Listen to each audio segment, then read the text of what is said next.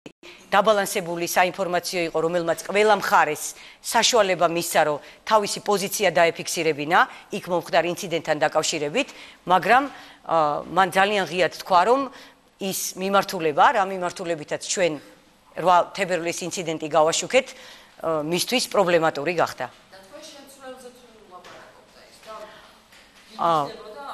მე ეხლა წინასწარ ვერაფერს ვერ გეტყვით, ვინ შეიძლება აქ შემცვლელი იყოს, მაგრამ შევხედოთ როგორ განვითარდება პროცესები, მე არსად წასვლას არ ვაპირებ. ჩემი ძირითადი მოთხოვნა არის არხის სამეთვალყურეო საბჭო დაინტერესდეს იმ განცხადებით, რომელიც მე გავაკეთე, შეისწავლოს ეს განცხადება. მხოლოდ დასკვნების შემდეგ ჩვენ ყველანი ერთად მივიღებთ გადაწყვეტილებას და მე მინდა რომ მოამბის მთელ კოლექტივს ვთხოვო. შვიდად ყოველგვარი პრობლემების გარეშე ჩვენ განვაგრძობთ მუშაობას, არსად არ მივდივარ სამეთვალყურეო საბჭოს გადაწყვეტილების მიღებამდე. ბარათაშვილის ამ გადაწყვეტილების შემდეგ თუ იყო კომუნიკაცია თქვენსა და სამეურვეო საბჭოს თავმჯდომარის შორის საერთო დაკავშირებით? 8 თებერვლის ინციდენტთან დაკავშირებით, რომ გიორგი ბარათაშვილს პრეტენზია ჰქონდა, ამასთან დაკავშირებით სამეურვეო საბჭოს საქმის კურსია, იმიტომ რომ უკვე მთელი თვის განმავლობაში იმდენი პრობლემა დაგროვდა მისი მხრიდან პოლიტიკური ინტერესის გატარების, რომ ამის შესახებ მე უკვე სამეურვეო საბჭო საქმის კურსში ჩავაყენე. მთავაზობს გენერალური დირექტორის მრჩევლის თანამდებობას. ასეთი დღემდე ბუნებაში არ ყოფილა საზოგადოებრივ მაუწყებელში და ეხლა მოიფიქრეს, მაგრამ ერთი საინტერესო დეტალი მინდა ეხლა მოგიყვეთ. სულ ცოტა ხნის წინ, მას შემდეგ რაც გაიგეს, რომ მე უკვე ბრიფინგს ვატარებდი, გამოაქვეყნეს საზოგადოებრივი მაუწყებლის სტრუქტურა. თქვენ გინახავთ სადმე ტელევიზია, სადაც შეიძლება საინფორმაციო სამსახურს ხელმძღვანელი არ ყავდეს. გინახავთ? ოდესმე თუ გინახავთ. აი მე ხელთ მიკავია საზოგადოებრივი მაუწყებლის სტრუქტურა, სადაც იმიტომ რომ მე დავჭე სამსახურის გარეშე, საინფორმაციო სამსახურს ხელმძღვანელი არ ყავს. გაუქმებულია საზოგადოებრივი მაუწყებლის, ასევე საზოგადოებრივი პოლიტიკური მიმართულების დეპარტამენტი. და აი ამ სტრუქტურით, როგორც ირკვევა, საინფორმაციო სამსახურს უნდა უხელმძღვანელოს ტექნიკურმა ხელმძღვანელმა. ეს შეგიძლიათ გადაიღოთ.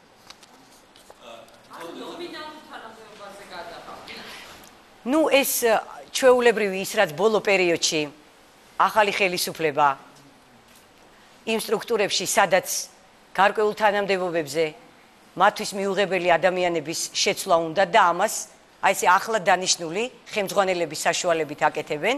პირველი ეტაპი მუდმივად ასეთია.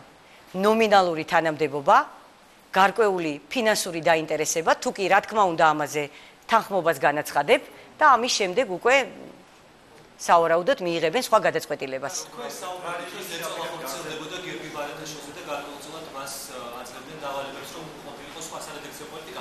პირადად თქვენზე თუ ყოფილილა ახალი ხელისუფლების მხრიდან რაიმე კომუნიკაცია, რომ თქვენ წასულიყავით ამ მშვიდობიანად ან ამ მსგავსი საუბარი? კი, მე როდესაც ვთქვი, რომ ჩვენ შორის შედგა რამდენიმე შეხვედრა, სწორედ ეს ვიგულისხმე, შუამავალი ასე ვთქვათ, იყო გიორგი ბარათაშვილი. მან მე შემომთავაზა, კიდევ ერთხელ ვიმეორებ, გარკვეული თანხა. თანხაზე უარის შემდეგ შემომთავაზა აი ეს სამსახური, რაზეც ეხლა ვლაპარაკობ და ჩემთვის მოიფიქრეს, რომ ვიყო გენერალური დირექტორის მრჩეველი საზოგადოებრივ პოლიტიკურ საკითხებში და ამაზე უარის შემდეგაც წავიდა აი ეს რთული პროცესი, რომელიც მისი მხრიდან გარკვეულ პოლიტიკურ დავალებებში გამოიხატებოდა. კიდევ ერთხელ ვიმეორებ, ეს იყო კახეთი სტიქიით დაზარალებულები, დამოვიწყდა, ეს იყო კოალიცია ქართულ ოცნებაში შექმნილი პრობლემები, გულისხმობ, როდესაც რეგიონალურ კონფერენციებს ატარებდნენ. მეორე თემა, 8 თებერვალს განვითარებული ინციდენტი და აი გუშინ იყო ბოლო დეტალი, როდესაც მან რამდენჯერმე ძალიან ღიად მთხოვა, რომ მექნებოდა პრობლემები, თუ კი ეს რეპორტაჟი ეთერში გავიდოდა. ნუ ამას ეხლა გადამწყვეტი მნიშვნელობა არ აქვს. კიდევ ერთხელ ვიმეორებ, მე არსად არ მივდივარ, მე მივმართავ სამეურვეო საბჭოს, რომ დაინტერესდეს პირველი რატომ იღებს გენერალური დირექტორი იმ საინფორმაციო ხელმძღვანელის განთავისუფლების გადაწყვეტილებას, რომლის ხელმძღვანელობის პერიოდშიც საინფორმაციო გახდა ათმაგატყურებადი და როდესაც არხის რეიტინგი მუდმივად არის საერთო ჯამში და თითოეული გადაცემა ცალკე 0% და ეთერში შედის საინფორმაციო სამსახური და მისი საკუთარი რეიტინგი ადის 7%-მდე, არც ერთ საერთაშორისო ორგანიზაციას, არც ერთ მონიტორინგის სამსახურს პრეტენზია არ აქვს არხის საინფორმაციო პოლიტიკის ბალანსთან დაკავშირებით, რის საფუძველზე ანთავისუფლებს გენერალური დირექტორი საინფორმაციო ხელმძღვანელს.